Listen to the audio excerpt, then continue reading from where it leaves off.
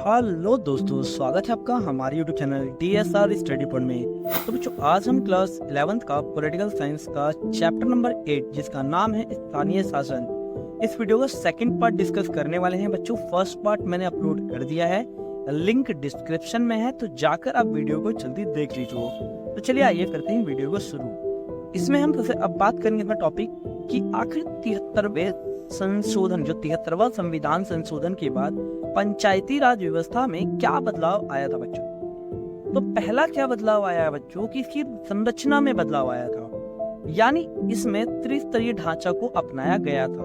अब बोलोगे त्रिस्तरीय ढांचा क्या है बच्चों, तो इसमें 3 स्तर की जो सरकारें अपनाई गई थी, जिसमें पहला स्तर है जिला स्तर, दूसरा प्रखंड या तालुका और तीसरा जिला स्तर। तो इस तरीके से 3 स्तर में बांटा गया, जिसे हम त्रिस्तरीय ढांचा कहते हैं। अब ग्राम स्तर पर मतलब क्या है बच्चों, यानी ग्राम स्तर पर जो ग्राम पंचायत होती है उसे ग्राम स्तर की सरकार कहते हैं। और ब्लॉक स्तर पर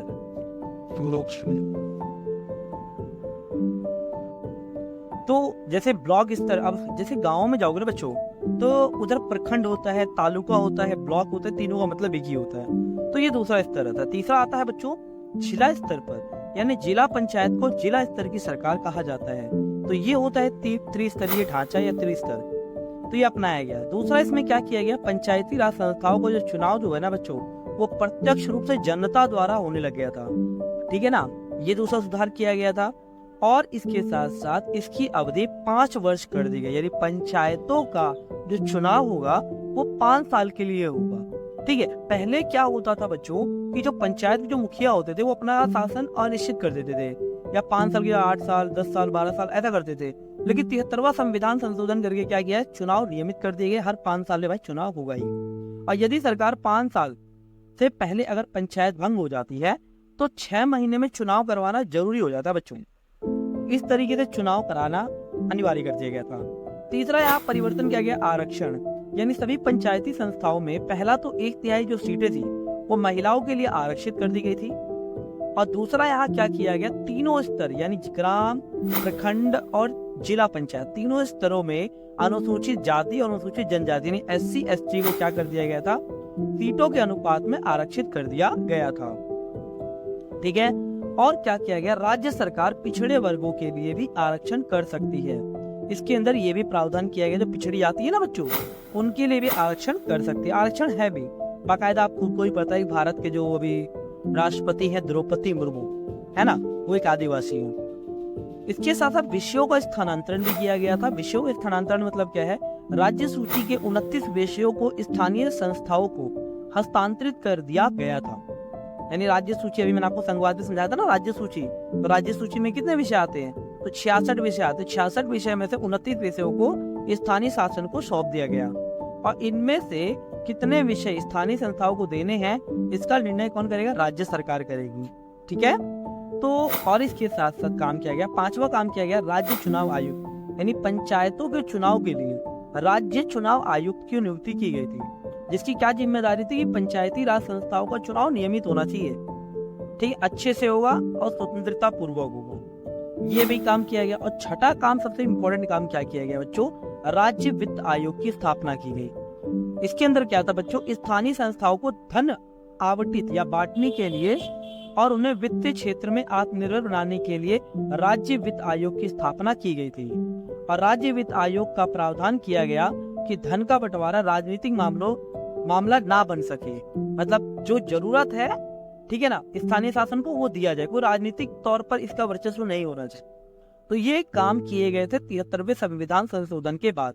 तो अगर आप पे पेपर में आ जाए कि 73वें संविधान संशोधन के बाद क्या क्या परिवर्तन किए गए, तो अभी जो मैंने आप लोगों को 6 परिवर्तन बताए, इन्हीं सबको आप एक्सप्लेन कर दोगे बच्चों। और आप लोग इसके जरिए प्रॉपर नोट्स बनाइए बच्चों। ठीक है, जो मैं करा रहा हूँ पेपर पे वही आने वाला, तो कुछ बाहर नहीं आने वाला। पॉलिटिकल का अभी मैंने पेपर सोल्व करवाया था बच्चों, जितनी वीडियो डाल के 100% सारा पेपर इसी से आ रहा है। ठीक है, तो अगर मेरे ऊपर आप लोगों का ट्रस्ट है, चैनल पर ट्रस्ट है, तो प्लीज वीडियो को लिखो, वीडियो को देखो ध्यान से 2-3 बार, ठीक है, और उसके प्रॉपर नोट्स बनाओ। तो चलो आगे बढ़ते हैं। अब बात करते हैं 74वें संविधान संशोधन में क्या था। अब देखो 73वें और 74वें संशोधन को निम्नलिखित प्रयास किया गया था। पहला तो सभी राज्यों द्वारा इन संशोधन को लागू करने के लिए कानून बना देंगे। भाई ये 73वां 74वां संविधान संशोधन सभी राज्यों को लागू करना पड़ेगा। दूसरा, इन प्रावधानों का अस्तित्व में अब 10 साल से ज्यादा हो चुके हैं बच्चों, 10 साल से ज्यादा हो चुके हैं। वर्तमान में ग्रामीण भारत में आप सभी को पता है कि अगर देखा जाए तो ग्रामीण भारत का अगर संरचना देखी जाए तो आपको इस बात को कहना, जिला पंचायतों की संख्या भारत में कितनी है? 500 है ना। प्रखंड या तालुका भारत में कितनी है बच्चों? 600। और ग्राम पंचायत की संख्या अगर देखी जाए तो 2.5 लाख है, 2,50,000 ग्राम पंचायत है भारत में। ये है वर्तमान में ग्रामीण भारत। ठीक है बच्चों, शहरी भारत की अगर बात की जाए तो आप इस चीज अंदाजा लगा सकते हो, 1400 से ज्यादा नगर पालिका है भारत में और 100 से ज्यादा नगर निगम है भारत में, है ना। और बच्चों इसके साथ साथ 2000 से ज्यादा नगर पंचायत भारत में क्या है? मौजूद हैं। ठीक है, 2000 से ज्यादा नगर पंचायत मौजूद है।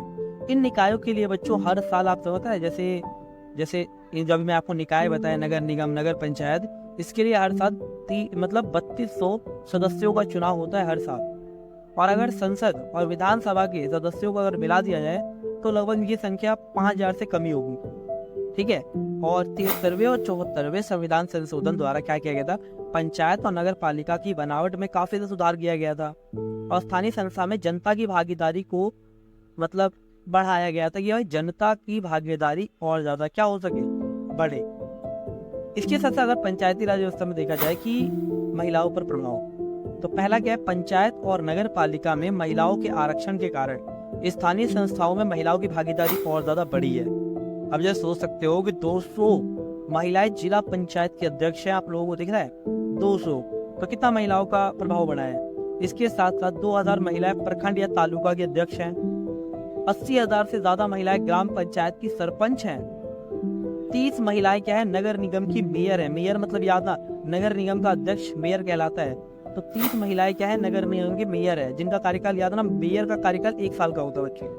और 500 से ज्यादा महिलाएं नगर पालिका की अध्यक्ष हैं। ठीक है, और इसके साथ 650 से ज्यादा महिलाएं नगर पंचायत की पंचायती संभाल रही है। इस तरीके का भारत में संरचना है बच्चों। ठीक है, तो ये था बच्चों इस वीडियो का लास्ट पार्ट तो नहीं कह सकते, इस वीडियो का लास्ट पार्ट तो नहीं कह सकते बच्चों, लेकिन ये था सेकंड पार्ट।